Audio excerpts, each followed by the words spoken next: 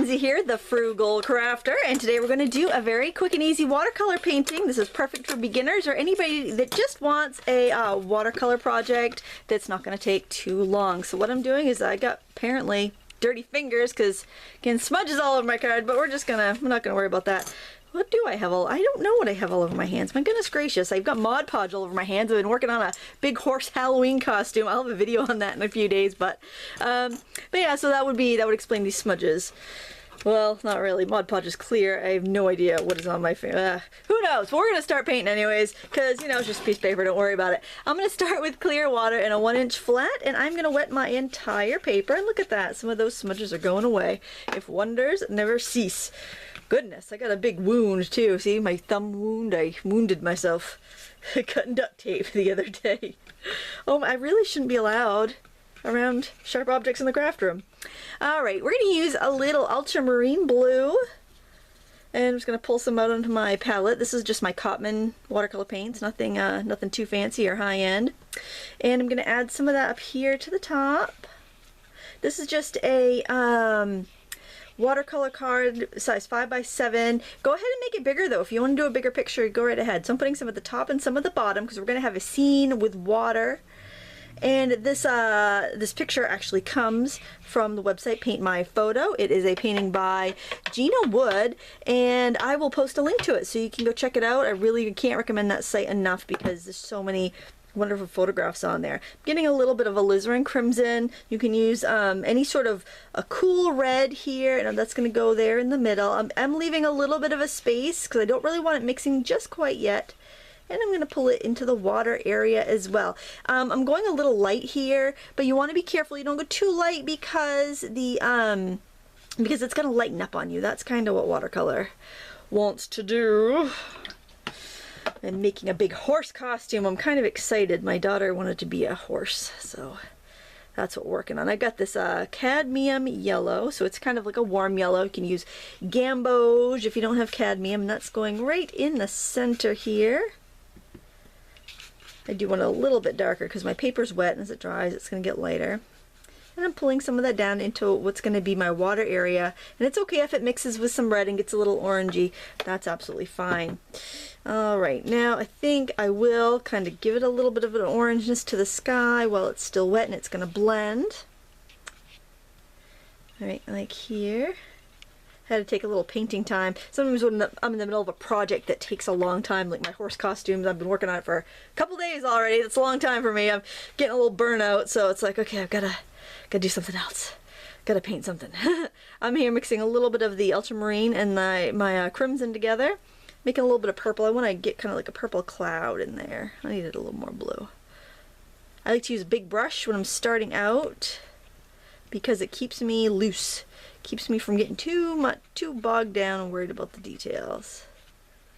Oh, a few purpley clouds, sunset clouds. Gosh, there's been some beautiful sunsets these days. Oh, I don't know what it is. It must be something with the fall time and the clear conditions. Just such pretty sunsets. All right, at this point, maybe I'll take a little bit of that blue and put it up here near the where the horizon line's going to be, up here. My voice is a little froggy-eyed. This is the first I've really talked today. I've been quiet. Whew, can you believe it? I am though when I'm down here working in my studio on a larger project. I'm quiet. Whew.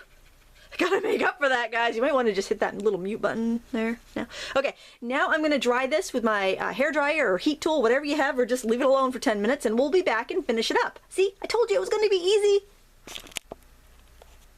Welcome back here. So I'm going to show you how to make this black, and what I did was, and I'll show you because you might think that I'm kidding you, you're going to mix the 3 colors we already used, and you're going to mostly use blue. We're going to mix our red, yellow, and blue together to make black. So you mostly use blue, okay? And you don't want very much water, so you want to make sure you kind of wipe the extra water off on the side of your water container. Then you're going to use some red. We need more blue because you can see how it was really red now. And we're going to use some yellow, but again, I'm telling you now, we're going to need more blue. And when you are mixing black, if you get a lot more yellow, you'll notice that it'll get kind of brown. We're getting kind of grayish brown there. So you just keep adding your colors and trying not to introduce too much water until you get a nice dark black color. So it's going to be kind of like a dark purpley black, but I just wanted to show you, I mixed that already there, and so there.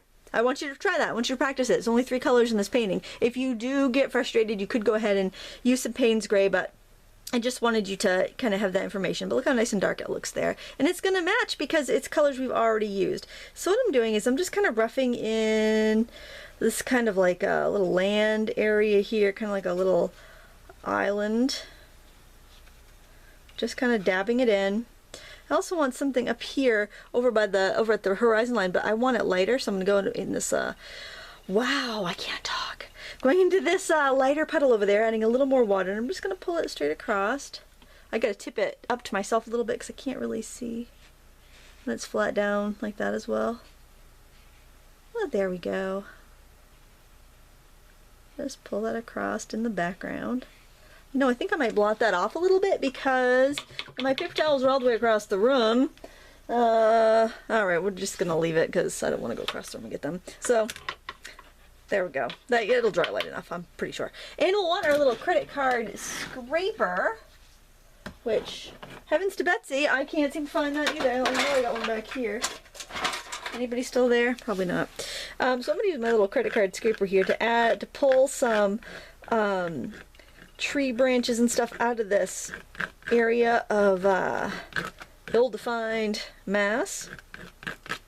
And then I want to actually add some reflections in the water. So I want to put them down here, kind of make them a little bit darker. And I'm just going to kind of drag them down. I'm not finished with that yet, but I just wanted to get this in the water here before I got too carried away. And then I'm going to take this brush here. We're going to use this dagger striper a bit today. What I'm going to do is actually pinch it so I kind of spread and fan apart the things, and I'm just going to streak it a little bit so it looks a little bit more watery. Now this brush is kind of cool. It's called a dagger striper. When it's loaded with water, look at that, and paint, and getting this really nice fine point. So let's say I want to put some branches, like maybe some little shrubs growing here on the shore. Words escape me today. No, they don't escape me, they elude me. Well, they're escaping too. They're not the words I want to escape, but oh, what are you gonna do? So see, I can kind of twist and get double lines, or I can go straight and get these really, really fine grasses or branches. I think they're branches. I think this is like some shrub. We'll put that there. Maybe a little bit over here too. Pull some of that up there. And I like it because it's very random looking, very natural, and kind of that's hard for people to do, to get something that's loose and natural looking. We want to kind of control it sometimes, and that's really not what we want, what we ought to do. I'm going to switch to my round to dab on a few just random leaves there. Okay, and I want to use this dagger up here in my little island, my own private island. Wouldn't that be nice? I'm going to drag up some little trees here. This is autumn, right? Maybe it's winter. I think this was a winter photo, actually. This isn't the highest quality brush. Dagger striper. I actually had a better one, but this one was right handy, so I grabbed it. And but still, they're all going to do a pretty good job. I think the other one I have is a Lowell Cornell, and that's a really nice one.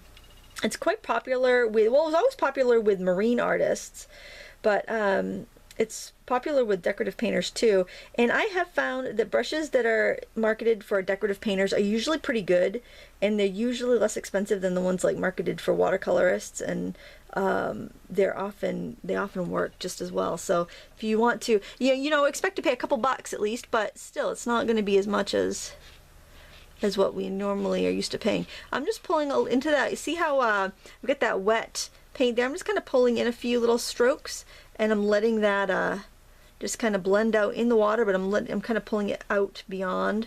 Just give it a little bit more watery look. And if you want to put a few birds in the sky, you can go ahead and do that. I don't know if I'm going to do that or not. Haven't really decided. I think I kind of like this. I like this kind of plain, and then maybe if I wanted to, I could stamp a sentiment up there or something in the sky. I think I might want a little more blue in the water because that's what it has in the photo and I really think it's lovely.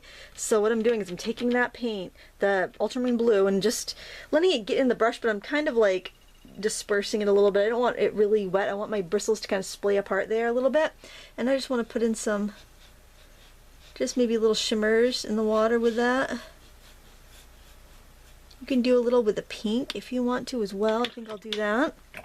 And this will pretty much be done. I think it's nice to have these fun little quick projects someday, especially when you're in the middle of some big project that's, you know, seems like it's taking you a really long time. It's like, oh, I guess you know how I feel about the UFOs. It's nice to have something that you can get done all in one sitting. But there you have it. Very simple little scene in watercolor. That's a little too bright there. That's kind of bugging me. I need a little bit of blue in there. And then when it's dry, just sign your name and you are good to go. I want to thank you so much for joining me today. Please give me a thumbs up and subscribe if you like watercolor tutorials, and look underneath the video in the description. There's a playlist of like, I don't know, 70 watercolor tutorials if you want some more. I want to thank you so much for watching, and as always, happy crafting!